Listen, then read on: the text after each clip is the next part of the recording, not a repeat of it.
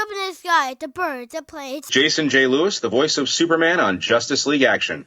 And you're listening to the Krypton Report. Hello, everybody. I'm just here in the car. I'm trying a different way of recording, see how this works. But I just had some thoughts that I wanted to share before we kick off this episode of the podcast. And, as I've talked about before, I listen to other Superman podcasts. And, there's certain things that come out in everyone's conversations.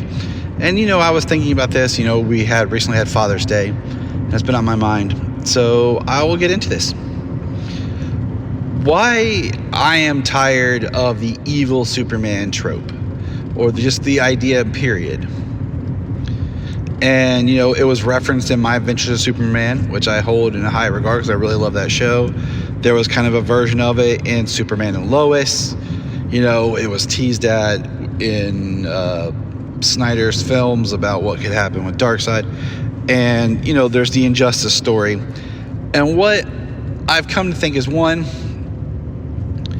the idea of like an evil Superman is a story of having Clark, let's differentiate, Clark Superman, getting to a point where he loses it and becomes kind of evil or, drops on his own accord, unlike being controlled by Darkseid in a sense of the anti-life equation or mind wipe or whatever, like we saw on the animated series. And it's a scary story because of the power of Superman, but also because the character he is.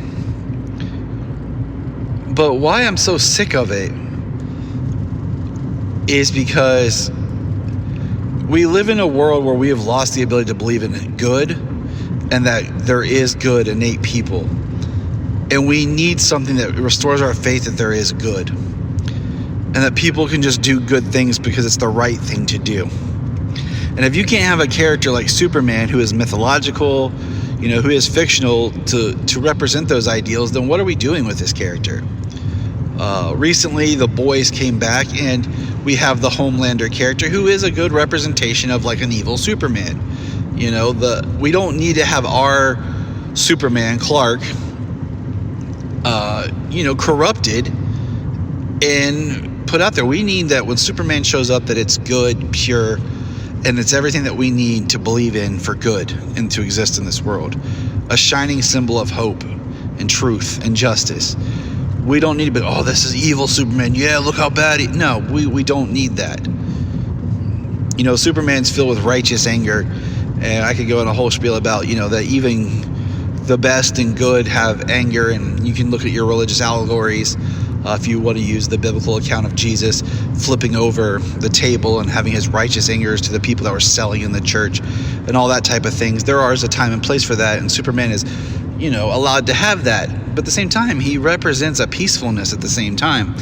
And we need that. Gosh, like in the world, kids need something to look up to that represents goodness and hope and not the politicalness, not the corruption. The Boys is a great satire. And we see the world that they build in that show. And if you're not a fan, I understand completely. There's other versions like Omni-Man, how that's been presented. But I did read and completed the comic series of Invincible. And spoiler alert, Omni-Man has like a redemption arc in that book. In the DC world, we even have Ultraman, who is like the evil Superman. So we don't need to corrupt Clark. There's ways of doing the story of him wrestling with himself and his anger and his emotions. You have the red kryptonite like we saw in Smallville where, but that's not evil. But we need a character like Superman that is a representation of our common belief and hope, dream, fantasy of good. The idea that there can be a character, a representation of someone that absolute power doesn't corrupt. These characters are modern mythology. And, you can have like, that's not true to life, blah, blah, blah. It's a character that we're creating, from a cultural consciousness of something that we want, that we believe is possible and achieve. Let's let that character be what we need it to be. Not some evil idea. But that's my rant for now. I'm tired of the evil Superman. I don't want it anymore. Because you're going to have a whole generation of kids growing up who have this back idea of like, oh, look, Superman went evil. Look at, I don't want that. I want people to be, when you say Superman, you understand the goodness of the character. And you know what? Who cares if they say it's old-fashioned? Being good and doing the right thing is never old-fashioned. Loving, being respectful, responsible, caring, those are never old-fashioned. Superman should push against the common norm of, the gray or whatever that we all deal with in life, and try to be that light of what we should do. He's Elliot S. Magan talked about Superman stories being morality tales, and I think that's true. And there's a lot to unpack there. So I don't need my moral center character, to be this corrupted character. I mean, look at, go back to The Dark Knight where the Joker looks at Batman and says, "You truly are incorruptible." That should be what Superman is. But everybody take care. I've ranted long enough. Enjoy the episode. And remember. All right, breaking news from the family live in the living room. As we all know, they're filming in Cleveland right now. And that's not too far. It's about a little under 3 hours. Or about 3 hours from us. You said Yeah. 2 hours low. No, Cincinnati. Cleveland's like almost 3. But we got some actual really good shots of David and the suit. I won't say much, but family. Jania? What are we doing? Opinions? Yeah, talk. I like it. Hopefully this will be the suit that actually makes people stop fighting over it. That'd be really cool. I doubt that that's going to be the case because it seems like everybody finds fault in something every single time, right? The only thing, I don't know if I like the yellow belt as much, personally. But you got your red underwear, everybody's happy about that, right? Classic, very classic look. I like the S. I like how it looks very Kryptonian. It looks alien-esque. And it doesn't look like we're trying to just, force an S on there. So, I don't know. Oh, I love that he has the symbol on the back of his cape. That's dope. And I also love that the cape is long. I have a thing about that. I love it all. Everything's good. I like everything. I like that they also kept texture on the suit. Yeah. That is a big thing that I was talking about with I like people. his boots. I didn't get to see his boots. His boots are cool. That's the only picture we see. If you don't have texture, then it comes out looking more like tights. Yeah. Even Brandon Routh's costume in Superman Returns He has texture right had now. texture Yeah. to it. I like how they had texture on his arm. That's good. But I can't really tell if that's an S or not. Solomon, comments, buddy? On the front cover, but on the back. And also, I have one more thing to say. I don't like personally, I don't like him just having just yellow on his, for the Superman thing. Mm-hmm. I just don't like that personally. All right, Solomon? I have this is an interesting, very intriguing costume. We could say that at least. It looks very Kryptonian. It really does. And the S is very Superman Returns. You think it's more Superman Returns? Yeah, actually. And not Kingdom Come-ish? I haven't seen Kingdom Come in a while. But yeah, I love the suit, and the boots are very classic. The belt's classic. I don't know how I feel about the belt. Actually, hold on. I don't know how I feel about the belt. I kind of wish it was more metallic belt. More metallic? Yeah, the boots are nice. Could agree with that, Solomon, because it almost looks okay. And I know that we're seeing this without the cinema magic, right? but it almost looks Play-Doh-esque. Like a yellow Play-Doh belt. I will say this one photo that we're looking at, they are set photos. It does look Play-Doh. like there's a sheen to it, but I also wonder. It looks like Play-Doh. Sometimes. The whole costume looks like Play-Doh. If Like for the cape. like there's something like rigged up to it, but. The whole costume looks like Play-Doh. Right. But I kind of wish he had more texture on the pants. It's there. It's just minimal. But. That's what my theory is.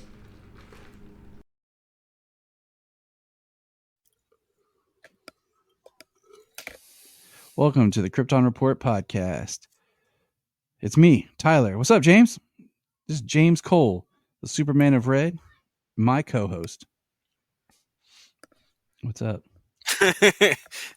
Giving the head nod. Just doing the head nod in an audio medium, yeah.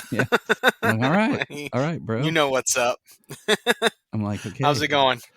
What a day. Let's see. First things first, I do want to apologize for not being able to do our live Saturday watch. I've been having some health issues, and it just was not. I wasn't able to do it. So, and it's been a really rough week. The next thing is a public service announcement. We started in June, and June is still Men's Health Month. And I wanted to give a shout out to people to just check on your friends. Always remember to check on people. Their mental health can shift. As most people might know, like I work in Child Protective Services, and I went into work today, and one of the kids, who's a teenager, on my caseload, he tried to commit suicide last night, and that was just kind of like really colored most of my day. So just reach out, take care of each other. Other than that, we have a lot to talk about. So we're just going to kind of start to jump into things, and I'm going to try to. I had this kind of organized, but it's gotten crazy because I got a lot more sort throughout my organization. I was saying a lot of stuff came out today. Yeah. So let's start here. We got a new trailer for the Penguin, and the Penguin is coming in September. What did you think of the trailer?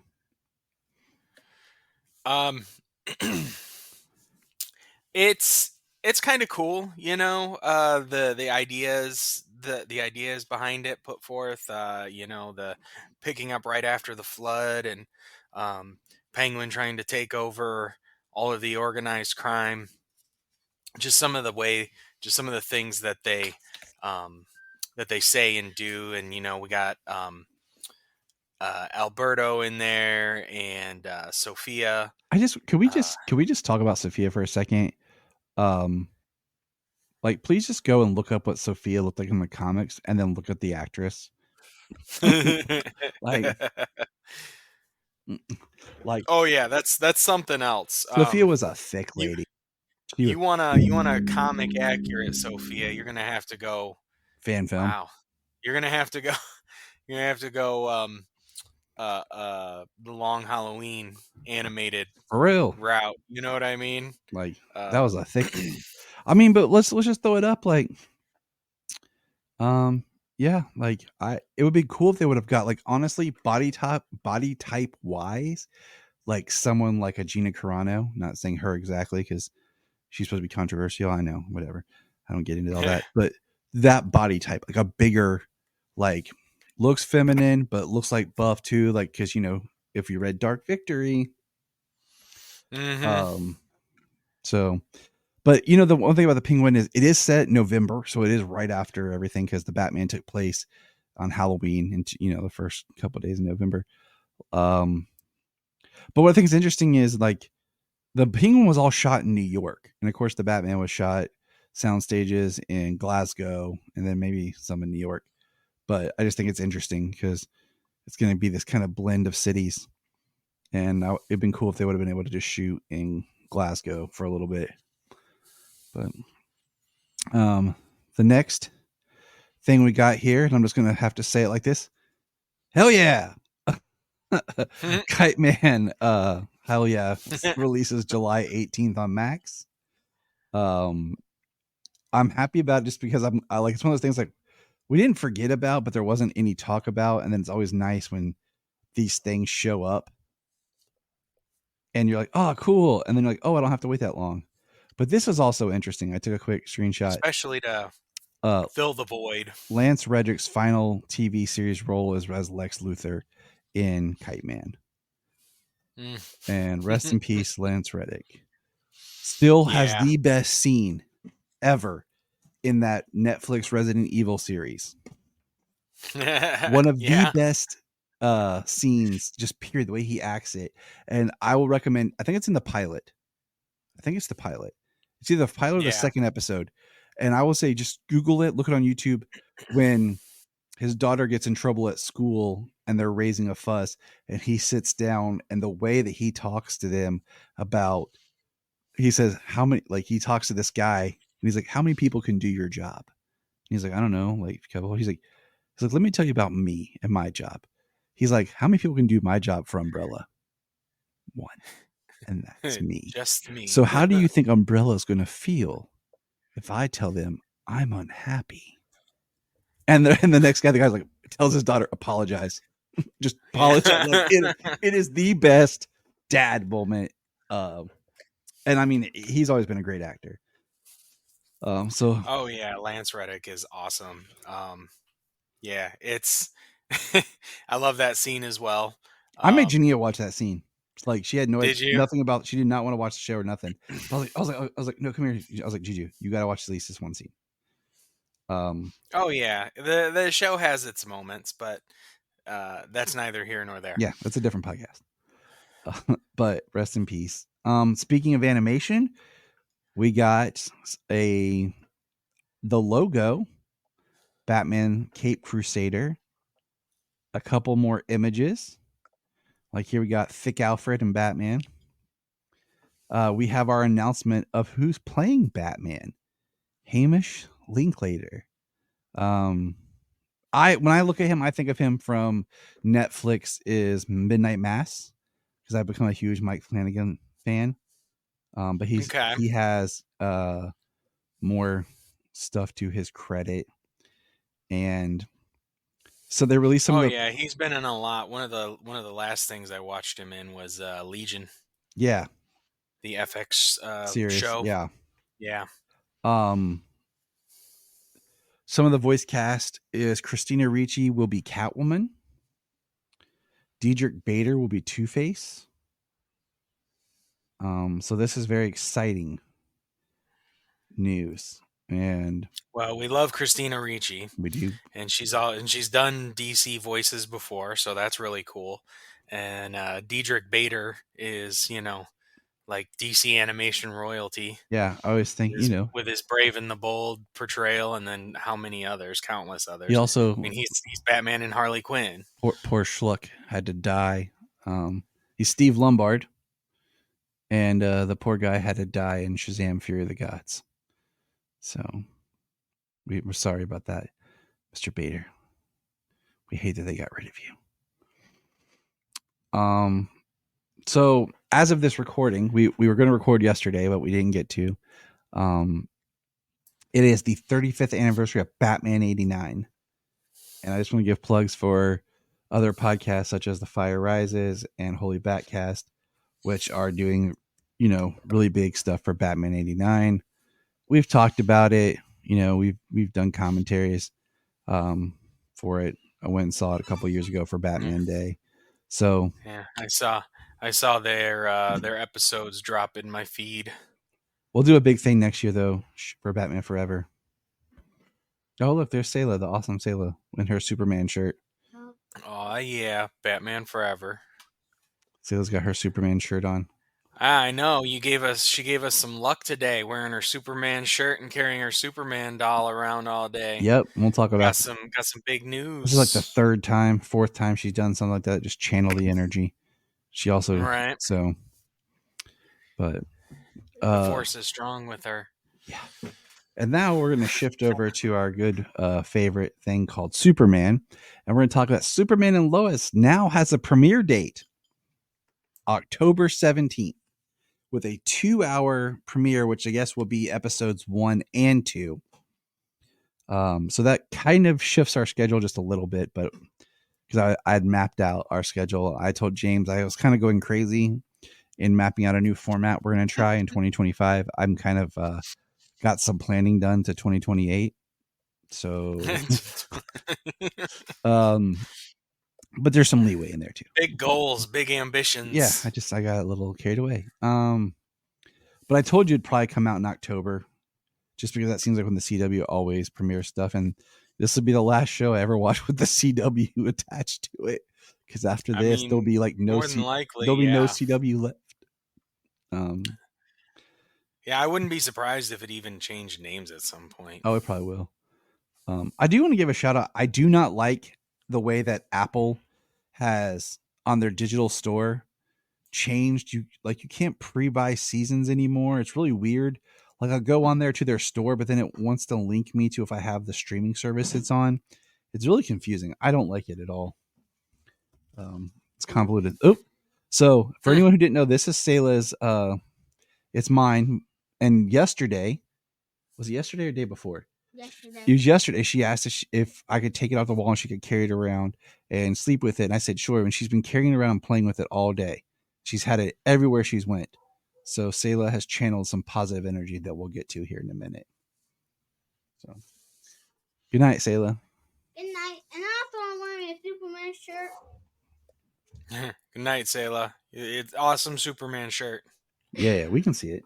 Okay. And also I have 3 Superman plushies, make that 4 actually. So because that awesome. Big one that looks like yeah. classic and the small one. Yep. And then the one you bought me. Mm-hmm. And then this one. Cool. Get some sleep, beautiful.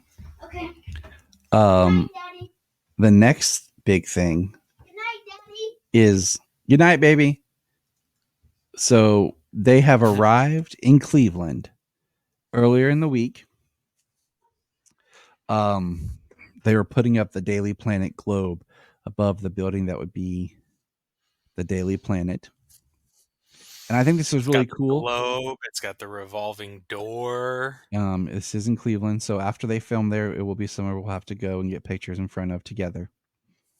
Oh, for sure. And I do think it's interesting that Cleveland's like standing in for Metropolis. I mean, I know that Cleveland has in the past, they used it for one of the scenes in Spider-Man 3.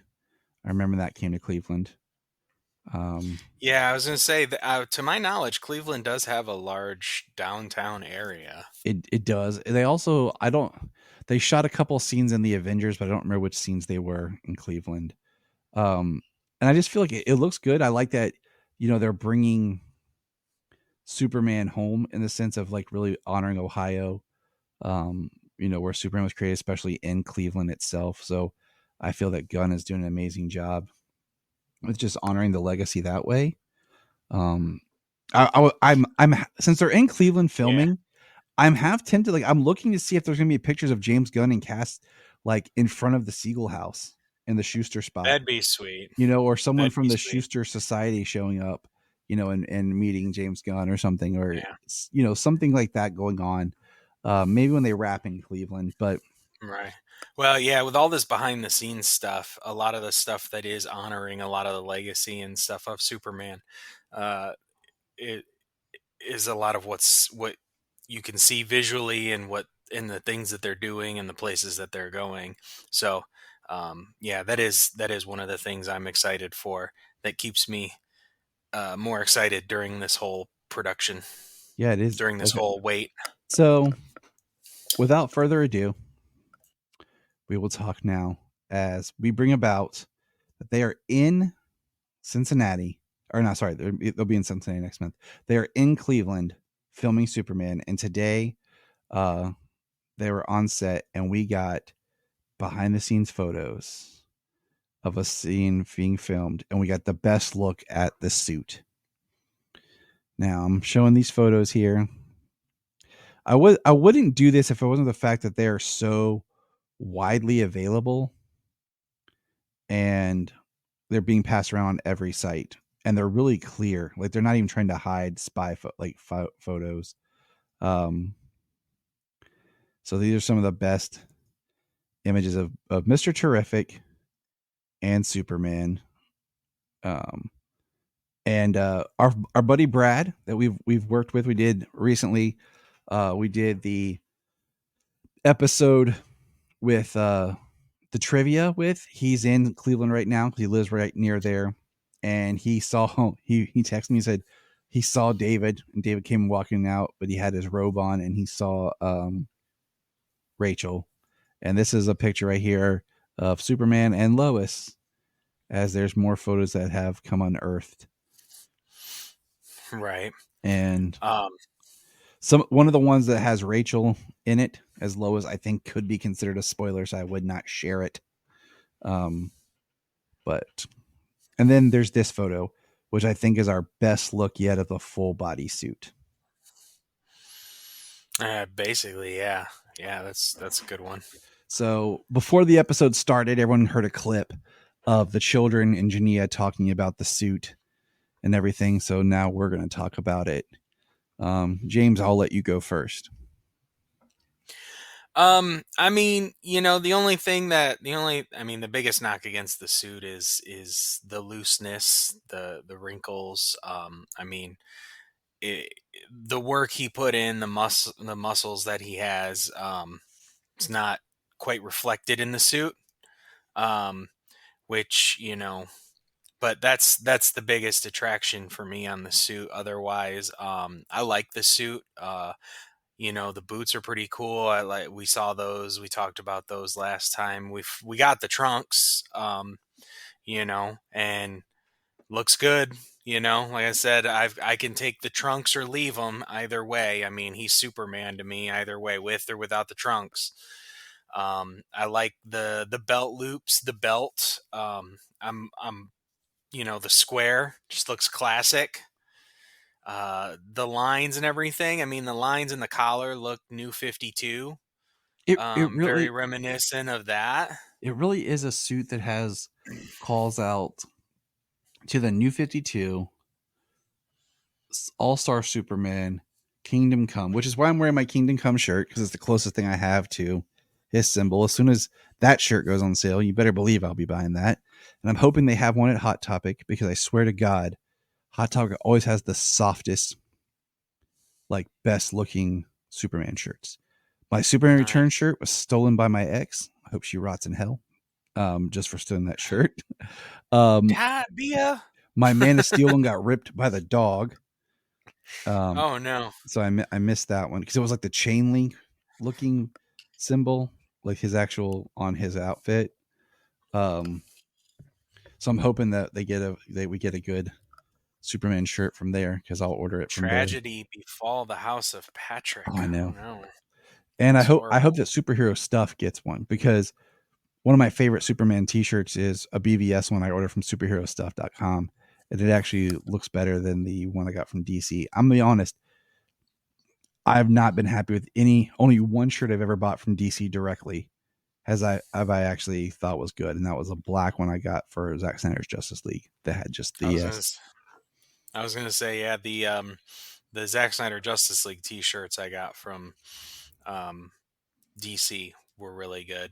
But Darkseid, Superman, Wonder Woman. So I look at this costume, and it looks like Superman. I've talked with Brian today. I really like in the natural lighting. Like, I like this picture just because, like I said, it's the full body we can see. But we jump back over to like this one, or even this one, like him in the natural lighting. Like this one here. Here we go. Well, the blue and I was gonna say the blue and the red look great. Like, they're great shades of blue and of red.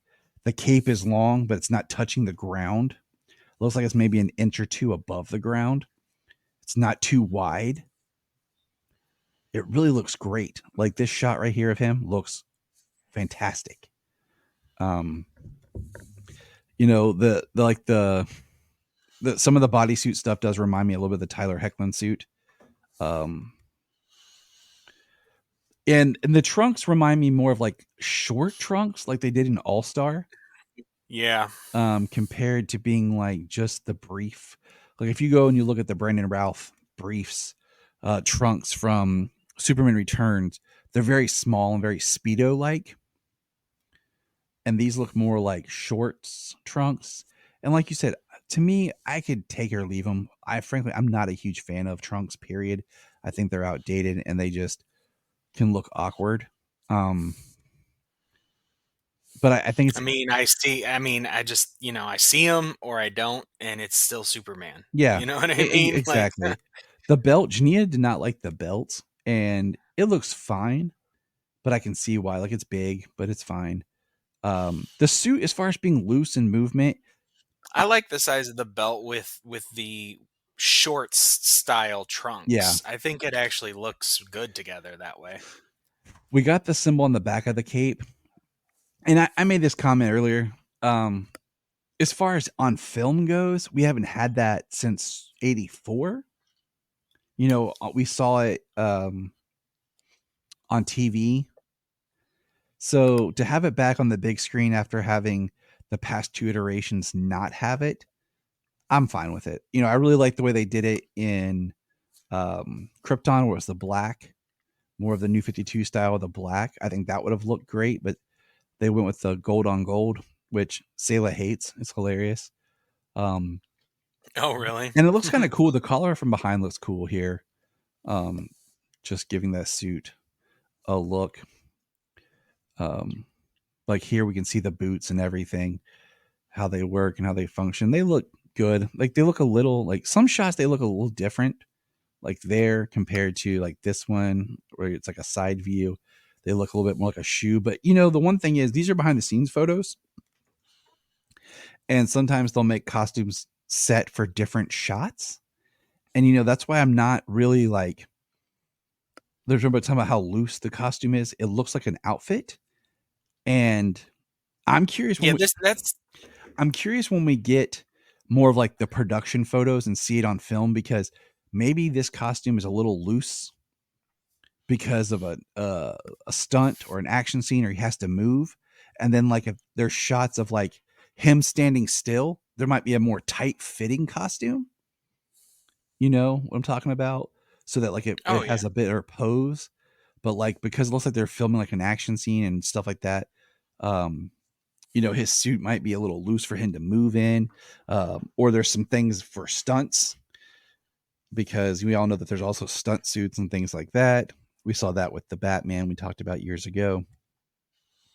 And what's funny is like people are poking fun at the suit because everyone. And I showed you a post, an adult film director who the comments where he had made like the parody films was poking fun at the suit too. And I just, I think it looks good. And I like it. I still think it's interesting how much James Gunn's doing stuff so classic, like the suit itself is so not traditional, but yet it has traditional elements like the symbol on the back of the cape, the trunks, and then we have this version of the crest. You know, um, instead of being more of a Right, like traditional version, and the new 52 style collar it's just on it. it's so interesting because, but my thing is, I like the collar better than like the t-shirt neck. Like Tyler's suit has the t-shirt neck. Brandon Routh Superman Returns had the t-shirt neck. I'd prefer the collar over those. I was trying to see. I don't have any pictures saved. I can pull up right here at the moment. Um, but yeah, I like it better than the t-shirt neck style for a suit. Yeah, no.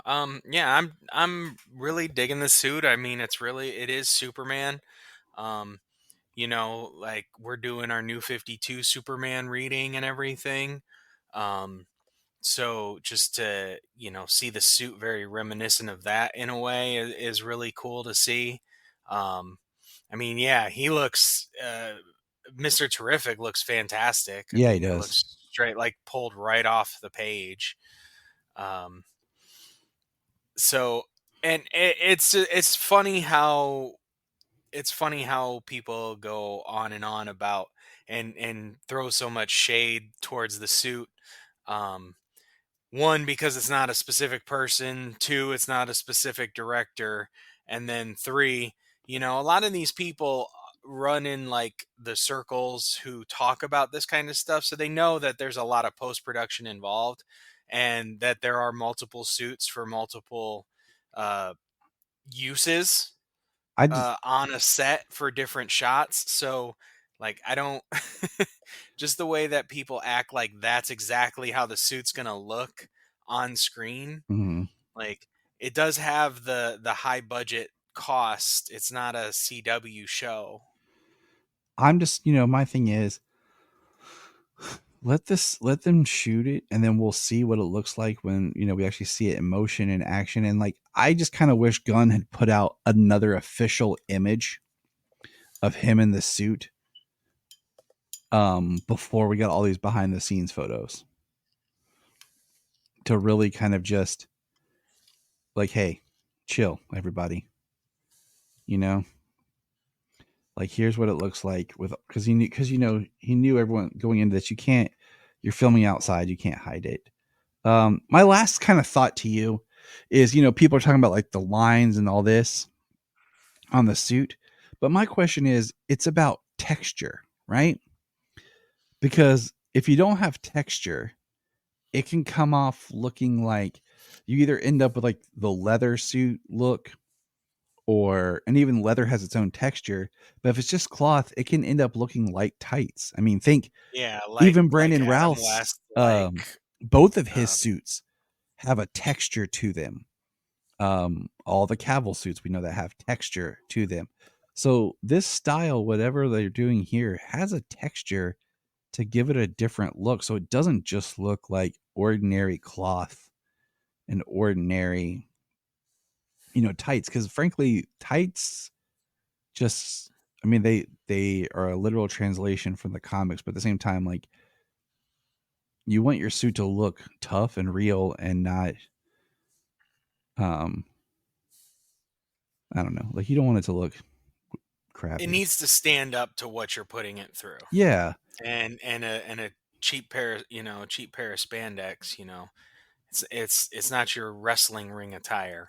So, but that's all the news we had. That was a lot, just because, and we could have kept going, but we're not. Now, do you want to do the show or the comic? What do you want to do first?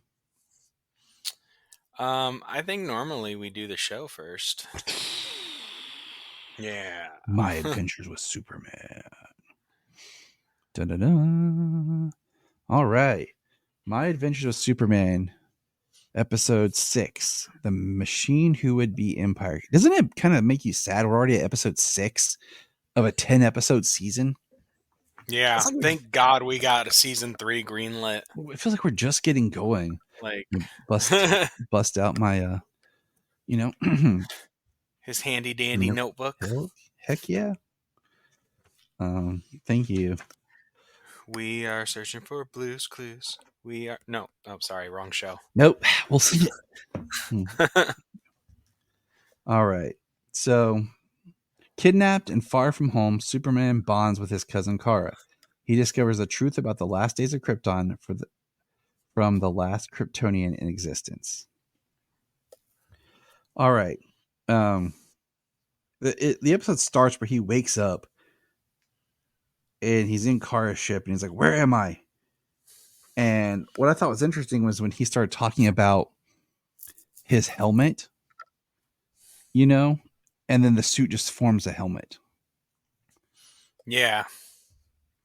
And there were actually some very interesting things about this show. I'll let you go ahead and keep going. No, I'm just like, I have a couple too. I have my notes here, but like, we get Kara, okay, talking about Krypton, and later we learn that they're not her memories. Because remember, this Kara left at the same time Cal did, and we see Krypton and we see people on Krypton flying, and Jania goes, "They're not supposed to do that." I'm like, "No, they're not." I mean, in the original comic, they talked about, like, in the dailies and stuff, that the planet was a race of supermen. Yeah. And like, we saw them running fast, but unless they're really pulling from that, that's something off, because the Kryptonians are supposed to be affected by the sun. Now, in this series, have we had direct correlation of him and the sun at all? No, no, not particularly. He has not like flown up and charged from the sun or anything like that. The sunlight hasn't repaired any of his wounds or anything like that. Um, so yeah, that's what I thought. That was one of my things that I noticed, that the fact that they are flying around, that they are using that idea of a race of super beings.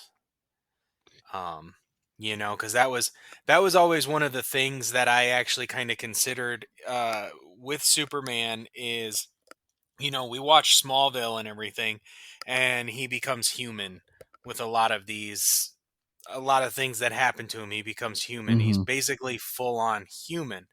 But a lot of most stories tell of Krypton, the gravity being harsher, the environment being more, um, uh, a lot more dangerous, Yeah. So the race of people who live on that planet are naturally stronger developed because it's just evolution. It's required for them to be that way. So that way, even on Earth, if Superman were to lose his powers, he's still superhuman. He's just not Superman.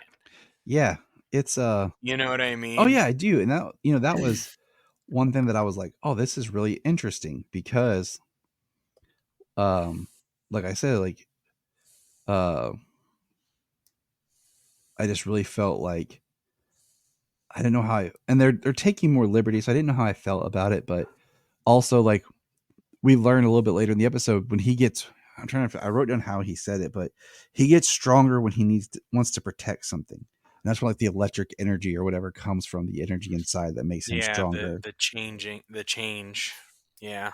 Um but we get the line dropped about Thanagar, and but one of the best things is Clark shows Kara memories of him playing baseball with his dad, and then they're going through her stuff and he finds a picture of Jimmy Flamebird, the ruler of the planet. And he's like, "You like Jimmy?" She's like, "What? Nope." And her like cheeks get red. Like She blushed hardcore. I like it because we get to see that Kara really, this is Kara.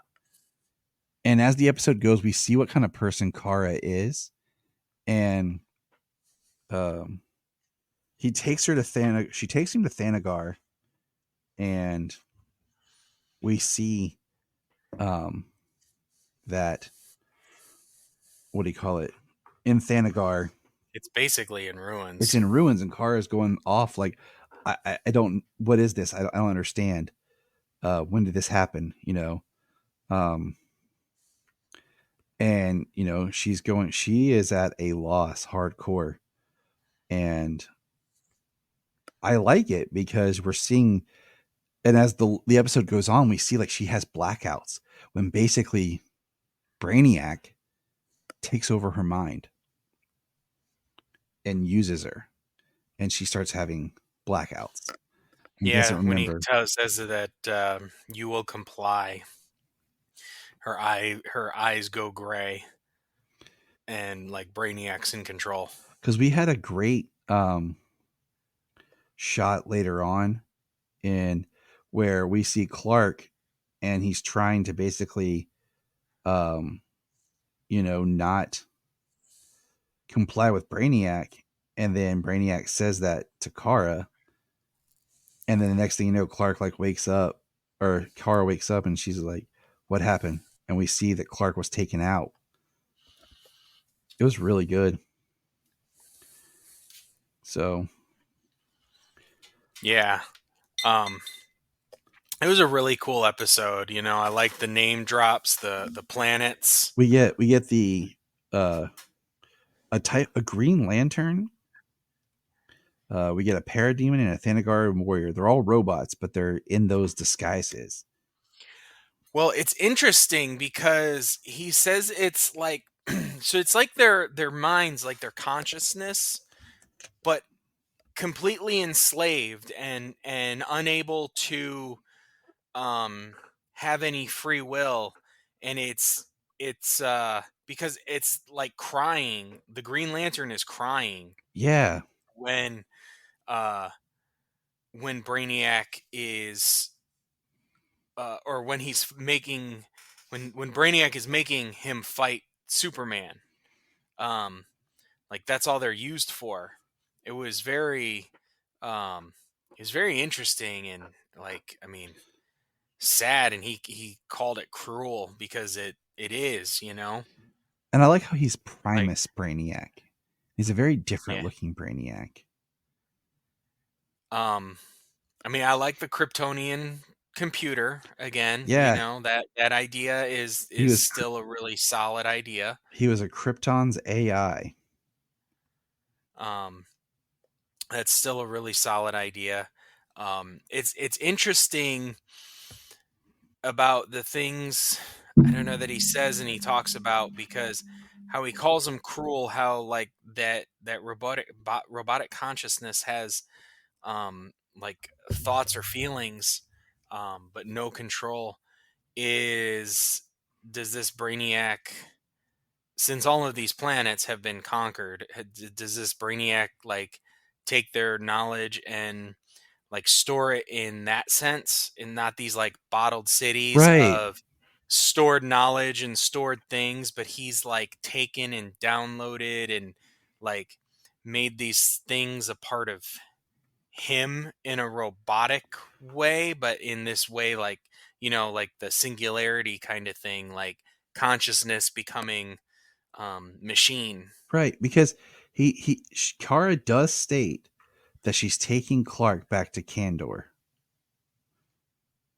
You know, so that's what Brainiac's calling his ship. Um, you know, so I'm just saying, like, it was interesting because it wasn't a bottled city, and but you know, because there's a line where Kara says, "I'm taking you to Father," and Clark says, "Zor-El," and she says, "Who's Zor-El?" And that really is what confirmed my whole theory about, like, oh, she doesn't know her past, her heritage, or anything. She's been raised by Brainiac. Yep. Um, so She's been used by Brainiac.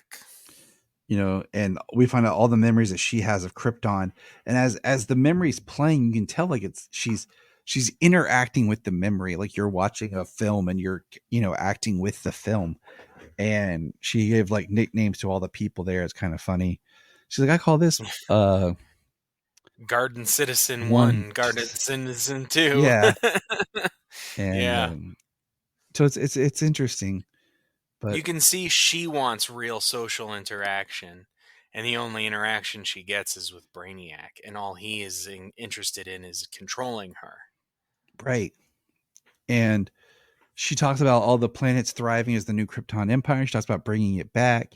She says that multiple times about bringing Krypton back, but she never really like, what does that mean? And then like at the end of the episode, she goes to all the planets that are supposed to be part of the Empire that she helped bring back, and sees that they're all destroyed. And you know, the episode at the end, she says, "What have I done?" And then as she says that, Lois and Jimmy come popping out of a portal with I can't remember the ape guy, his name. Monsieur Mala? Is it Monsieur Mala? No, Is it? I thought he left. But he was piloting it.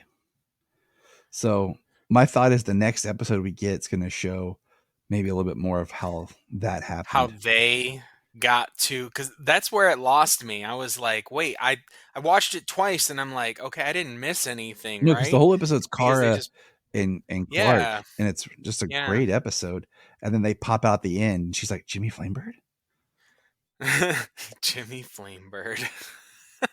I Um, love that.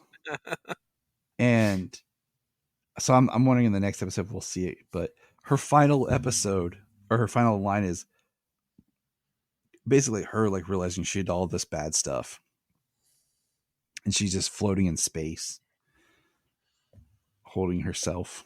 Yeah, you can talk about the space snowball fight. They did so much cool stuff. Just like that was another thing where he has the helmet and she puts a helmet on and goes out there, and then And she messes with him. starts malfunctioning. And that's when you can see like she really wants interaction. She's alone. She's someone who grew up alone and by herself. Brainiac has no sense of humor. Brainiac has no compassion. So you can tell she's yearning for those things.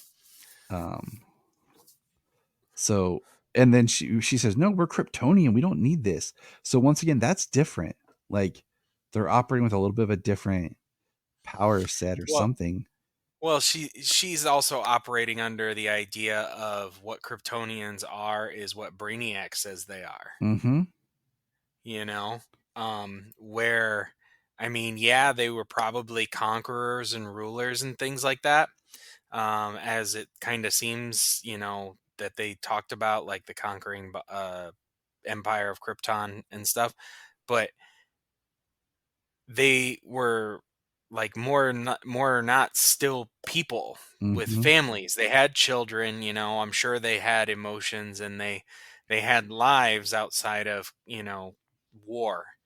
I mean, it wasn't constant war 24/7 on every planet around them or anything like that. Mm-hmm. I mean, even war has breaks.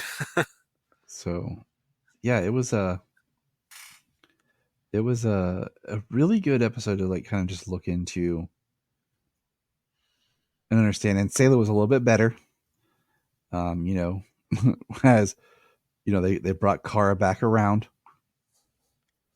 She was a little. Oh, was she mad? Oh, she was pissed last week.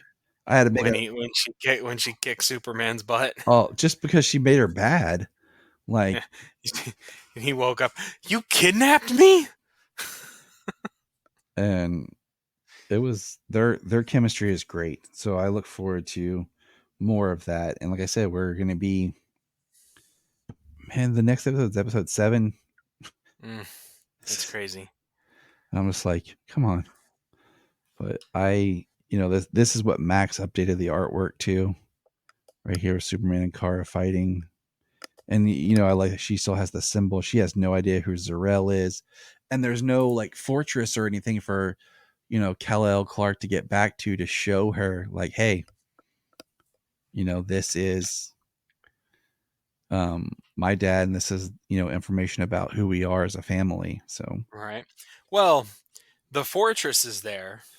He does have that fortress there, but what does he have access to? Because Jor-El disappeared. He said that did everything, all the files get corrupted? I would assume if like the whole place like got corrupted or whatever by kryptonite, that it wouldn't have like turned into the floating fortress that it is. mm-hmm. I think that some of it survived. You know what I mean? Mm-hmm. I don't think the kryptonite poisoning for the ship was like entire. It's true. It's true. So that might be something we see further on in the future. Jimmy Flamebird. Ah, I missed the Flamebird. I need to get a Jimmy Flamebird for like a message tone. Superman Pez. Awesome. The only Pez there ever was. All right. So the next up on today's episode, we're going to continue Volume 4. All right. Yeah. Let me give you an overview. Huh? I said, and this was a longer one than the last couple. Yeah, maybe. Or it just felt that way. It's 200 pages. Yeah, it was. Okay. So, the Queen of Hive, the holistically integrated viral equality, has placed the telepathic Dr. Hector Hammond's thoughts deep into the recesses of Superman's mind in an effort to control the Man of Steel. The merging of Hammond and the Superman's mind brings about vivid hallucinations that cause Superman to experience different realities and view longtime allies as potential threats. With the Man of Steel unable to tell what is real and what is a hallucination, it is up to Orion of the New Gods and Wonder Woman to release Hive's grip on Superman and save the universe from succumbing to the power of Hive. That's the description for the official from the DC app. I do not feel like that's really what happened in this book. It sounds like some of that might be from like the stories that go along with it. So, because we jump into volume 4 and Superman is now dating Diana Prince. Superman is now dating Wonder Woman. yeah, they've been dating for a little bit, and so, but it wasn't in the last book, right? And like we talked about, we're going to be covering all these stories, but we're doing them by title as part of just the the whole all that fun stuff. Well, so yeah, like you said, we're looking at them from just like a single line book at a time, where the New 52 presents its own problem for some people anyways, is the fact that these stories cross over with so many books. So to get the complete story, you need to read all of the stories involved. So I mean, like with my reading of New 52 Superman, when I read it back when the app was new and everything, was I read the issues up to an event, and then I jumped over and read whose book was next, and I read that all the way up to the event and to the next issue.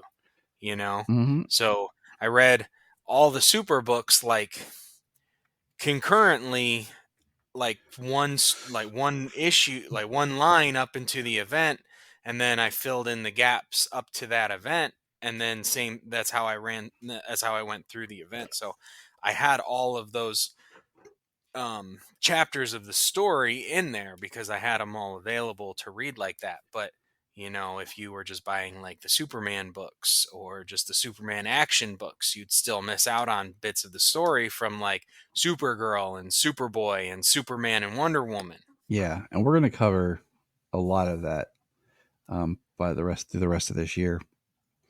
We'll be hanging out in this era for a while. But I do find it funny that the Hive, okay, volume 4, and this is one thing I don't understand on the app. I'll be completely honest with you. Yeah. Is why not everything is collected into the volume trades when you go under volume, and why is it okay? For example, volume 5, if I go to it, it gives me the synopsis, but then says collects Superman number 25 through 31. Okay. So it tells you what issues we're looking at. If I go back to good old volume 3 we looked at, it says collects Superman number 0 and 13 through 19. But then when I read you directly what the volume 4 was, and it did not tell you the issues. And then volume 5 is the last volume they have until later so it ends. So the next volume we read will end at issue 31. And then we will read basically 32 through 39. So it's going to be interesting. So I don't understand why they wrote everything for trades, why it's not like that. Because like you said, this trade that we just read, probably because it also had the annual in it and stuff, is a lot longer and bigger than some of the other stuff that we had done. Right.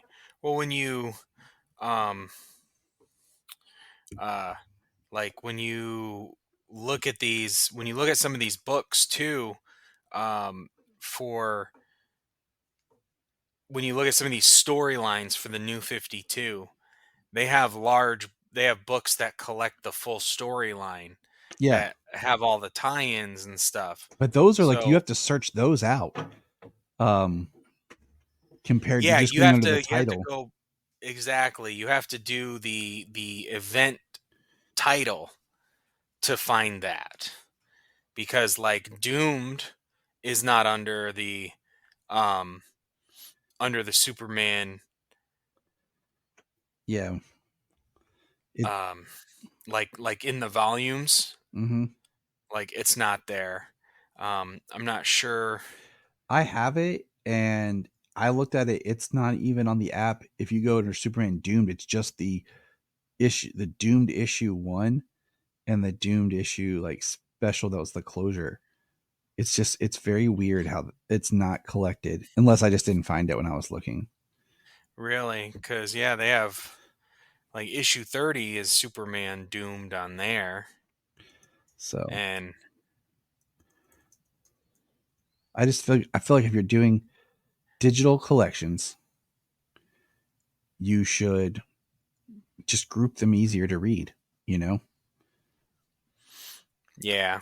So, I mean, we are talking about, tens of thousands of books. yeah, but I mean, when you look at the New 52 and how it was designed, and like it was, it was coming out at a time that digital comics were becoming a thing,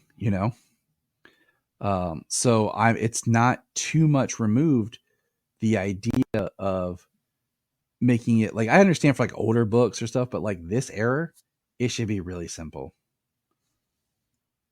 to collect, Um, but anyways, let's get into Psi War. I'm just going to ask you, Fed out, how did you like this book? Um, there were a lot of interesting bits to it. But this is uh even my second time reading through. I didn't remember a whole lot of it. Hmm. I will say this: it is my second time. For the most part, I did not like this. It was hard to get No. into. I think this was, if I remember right, um, at this time, is when I think they were experimenting with having heroes work and go against other villains that weren't their villains. Because like, it's Hector Hammond, and when you think Hector Hammond, what do you think of? I mean, Green Lantern. Exactly.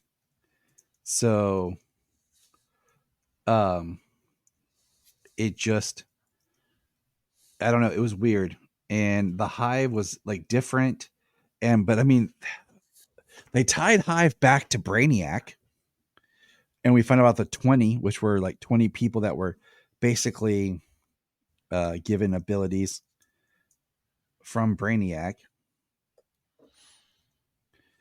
and we get Psycho Pirate, which I thought was cool. Like, I thought that worked. Yeah, I mean, it was kind of cool to see, Psycho Pirate versus the Hive Queen versus Hector Hammond, And that's when it and got ultimately versus when Psycho Pirate Lois showed Lane. up.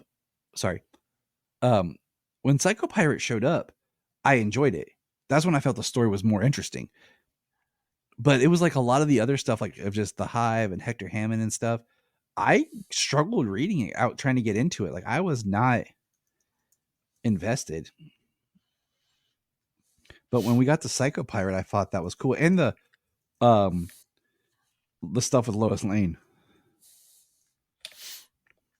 Yeah, because Lois Lane is in early, and then she's out for a while, and then she's back in again at the end. And she was given the psychic powers from the senator, and then I must have missed it, or I'm not recalling exactly why she transformed, because she becomes like this like fully psychic being, It's like almost like a astral being. it was when Superman was in trouble. Like, she sent Superman was in trouble. So she just kind of goodness prevailed in that aspect instead of her head getting all big and warpy and green and killing her, she turned into a psionic rescuer. But I thought it was cool, like having Lois part of it. And um, what do you call it? When the one shot they're talking about John and like sitting there, the way they drew him, he looked like Constantine. And I was like, wait, did I miss something? Did Constantine show up? Like I was like, oh no, that's When Lois. did Lois start dating Constantine? It took me a Yeah. second to realize that was Lois. Like at first, like it was just like it's like, oh wait, what's going on? And then I was like, oh, okay. Right. Well, we get that first issue of Lois doing her investigation. We get the 20, the history with Brainiac, and then she but it opens saying this is going to be the last story I ever write, this and that, and there's nothing comes of it. Like she's not in the hospital, she's not recovering, she's next thing we know, she's working again. Yeah. And we know that she went since Clark vacated the Daily Planet and the Superman beat, she has felt the need. She needed to get back to reporting. That's basically kind of all we get. Yeah. Like she quit being a top producer and went back to being a reporter And because that's what she loves. Clark is reporting for Clark how, Cat y- Clark Catropolis. yeah. I was like, I'm like, okay, all right. But it's a and I do like, okay, I will give them this. I do like that in this story they reference more of the friendship between Clark and Lois, and they really start drawing out that dynamic. Yeah, saying that they are each other's best friend. And I like that. And then like it is nice to see Clark show up with Diana Prince. Clark show up with a date to a thing where he's not just like pining over Lois. Right. He shows up because it's either he's pining over Lois or back in Smallville he's pining over Lois, Lana or Lois. What's his face? He's always pining over Lois. It's just at least Smallville a couple of times he had a girlfriend, but that's it. Like, but yeah, I like I said, I just couldn't at times get into the Psi War. Like I don't like the Hector Hammond. The Hive was weird because it was neat, but it was so different than like the Hive that I'm used to. But at the same time, I'm not really that familiar with Hive. I'm not that familiar with Hive or Queen Bee really, but I don't think that it's quite a bee's hive and she's all in honey and bathing in honey and stuff. Energy. It wasn't honey, it was psychic energy. Oh, okay. Like that looked like honey. Gotcha. Yeah, it was like, okay, we're just gonna leave that alone. Like yeah. But this is one that I just was kind of, huh. But there's cool stuff in it. Like we learn about Jimmy, his parents. At one point, Jimmy says, my parents are dead. And then later he says they're missing and he just inherited all their money. Right. So. Yep. We learn that Jimmy's rich in this story. Yeah. Which is, how do you feel about that? It's kind of just something that I'm familiar with from Jimmy nowadays. Is like, I don't know if he just like went off to do things on his own or if he just likes living, I don't know, modestly, or what it is. I feel like it's something. Okay, I don't remember. I think it was established at this point. I don't know if it was prior to the New 52. I don't remember in Smallville when they talk about Jimmy's parents, if they had money or not, because everything was Jimmy trying to do it on his own. and he didn't want anything to do with his parents. He, you know, so I don't Yeah. remember if I just don't remember like if they touched on that when, you know, the whole him and Chloe getting buried and his family and stuff. I know he said something about them, There but I was don't recall if it was like I just it don't wasn't like some sort of tragic abusive thing. yeah I just don't think that he was like close with his family or they were yeah, I don't know. I just don't remember because, you know, the But they whole didn't say anything about him being rich, but he also did buy the watchtower top of the building. I mean, so yeah, but I mean he also eh, remember was on drugs and needing money from Oliver to help him, and he needed a job, but it was really because he needed drugs. So I don't know. But I just the only thing with Jimmy being rich is but this. that was Henry James. Yeah. This is Oh, Jimmy. okay. Henry James, not James Bartholomew. We know our comics love Bartholomew as a name. Anyways, I say a lot sometimes. It's been a long day.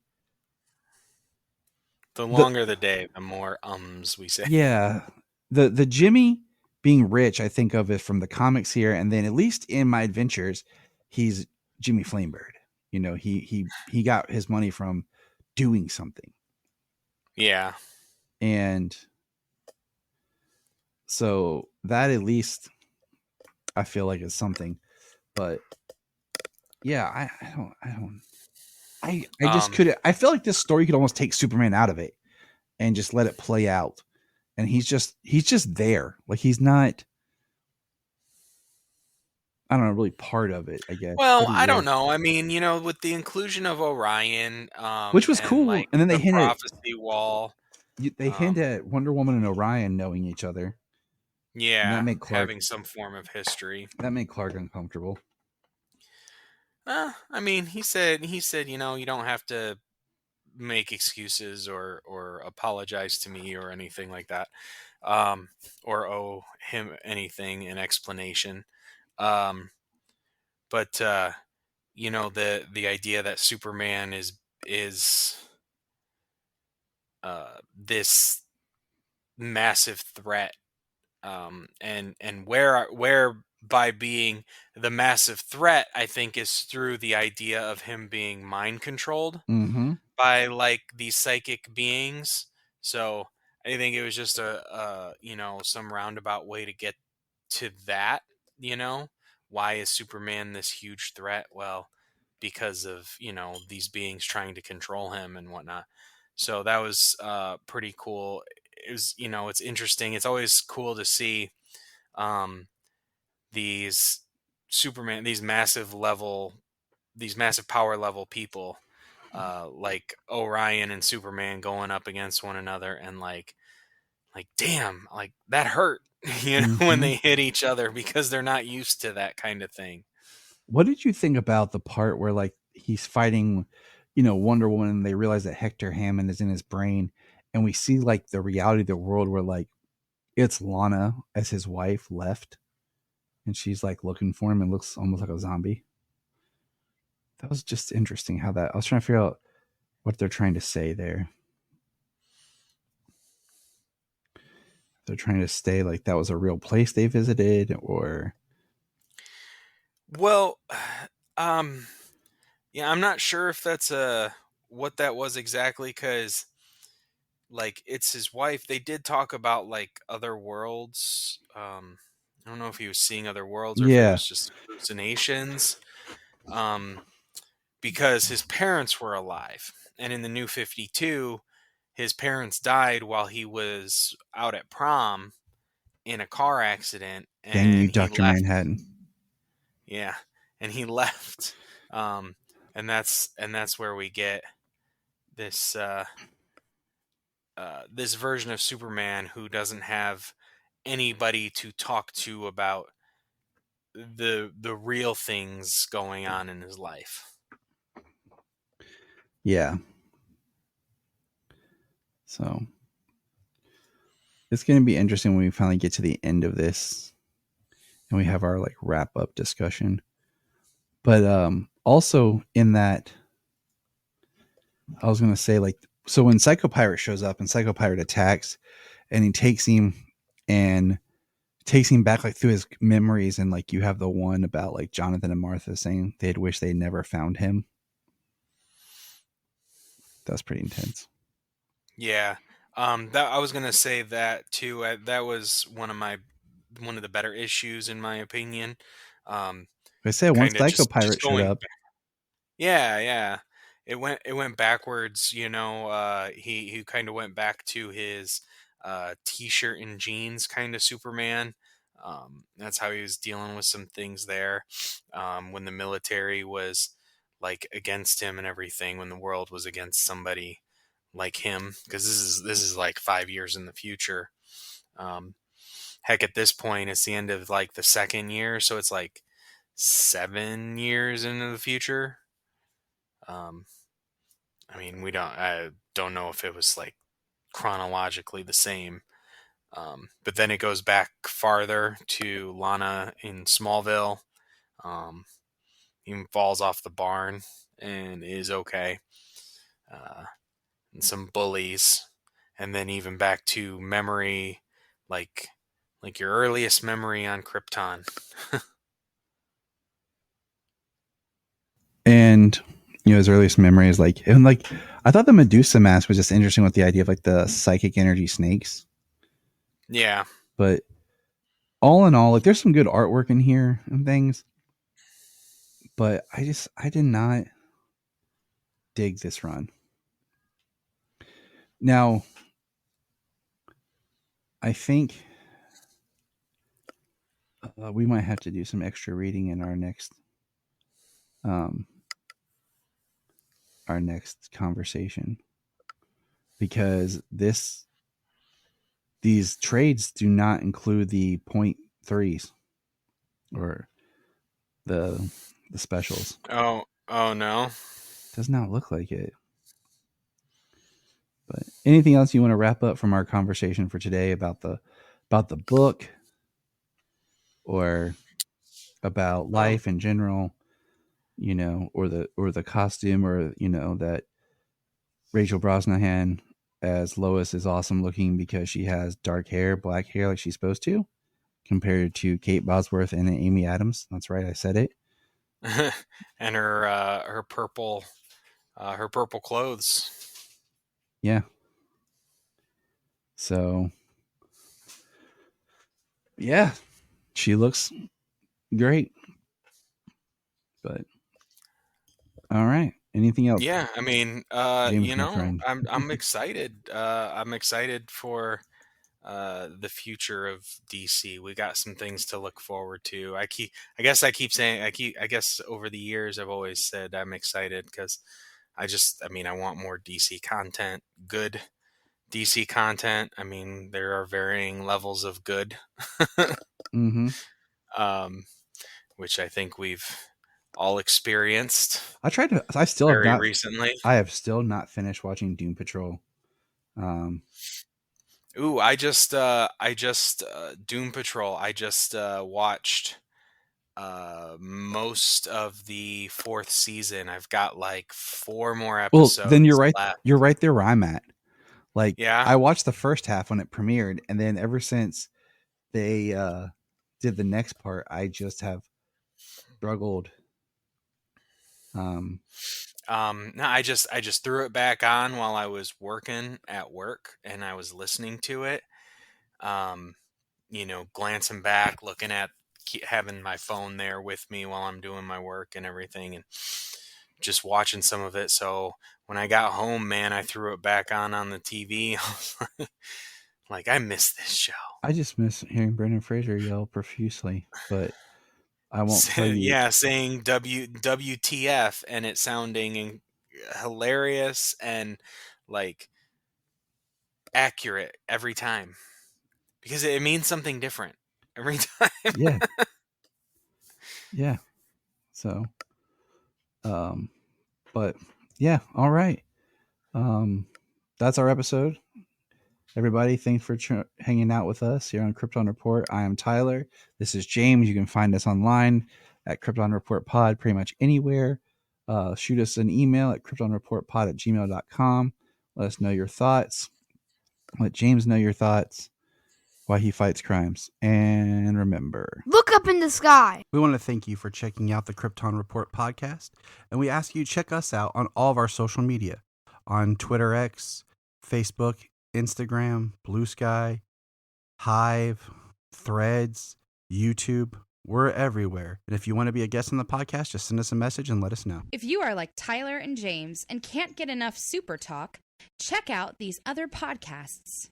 Digging for Kryptonite, Supergirl Radio, The Last Sons of Krypton, The Superboy Legacy Podcast, All-Star Superfans, Superman the Animated Podcast, The Aspiring Kryptonians, Always Hold On to Smallville, The Geek of Steel, and Truth, Justice, and Hope.